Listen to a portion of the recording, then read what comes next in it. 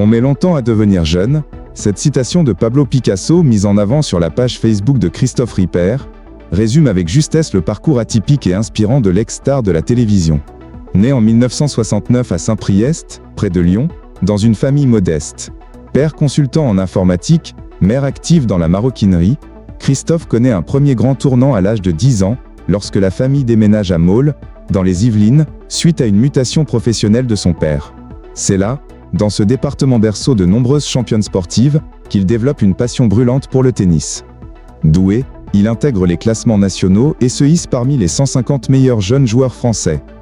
En parallèle, il poursuit des études dans un cursus sports-études, décrochant un bac économique et social, tout en nourrissant un goût prononcé pour la gestion compétence qui lui sera précieuse par la suite.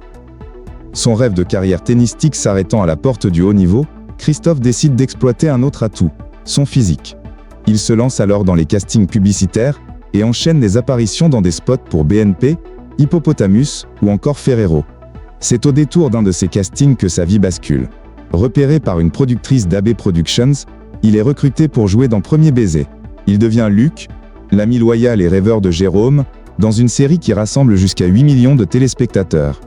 Le personnage de Luc, vendeur de disques et musicien en devenir, séduit des dizaines de milliers de fans. Christophe Ripper devient une idole télévisuelle, présent également dans les suites Les Années Fac et Les Années Bleues, accumulant près de 540 épisodes à son actif. La musique devient son autre terrain d'expression. Son tube, Un amour de vacances, s'arrache à plus de 500 000 exemplaires. Son album, avec des titres comme Les garçons se cachent pour pleurer ou Rien que du brouillard, connaît lui aussi un franc succès. Mais Christophe ne se contente pas de la célébrité. Il prend du recul, pressentant que le cinéma français reste frileux à l'égard des vedettes issues des sitcoms. « On m'a fermé les portes », confiera-t-il plus tard à Télé 2 semaines. Plutôt que de s'accrocher à un rêve inaccessible, il choisit de repartir de zéro, renouant avec ses premières amours sportives en créant un club d'entraînement de tennis et en devenant coach.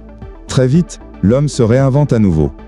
En 2002, il fonde Happy End, une agence de création digitale spécialisée d'abord dans la production de contenu pour de grandes marques de luxe comme Dior.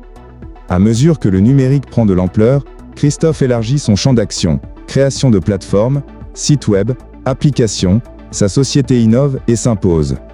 Fort de cette expérience, il lance ensuite Hero, une start-up dédiée à l'accompagnement des entreprises dans la gestion numérique de leur contenu.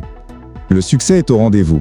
Hero collabore avec des clients prestigieux tels que le Festival de Cannes, HEC, OCS, TF1 ou encore la société de production Banijay. Sur LinkedIn, Christophe partage des pensées profondes, fidèles à sa philosophie de vie.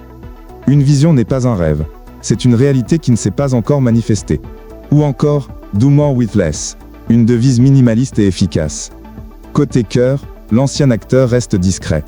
En 2020, il confiait néanmoins vivre depuis 5 ans une belle histoire avec Maëlle. Et s'il ne se voit pas père, c'est en toute légèreté qu'il l'explique.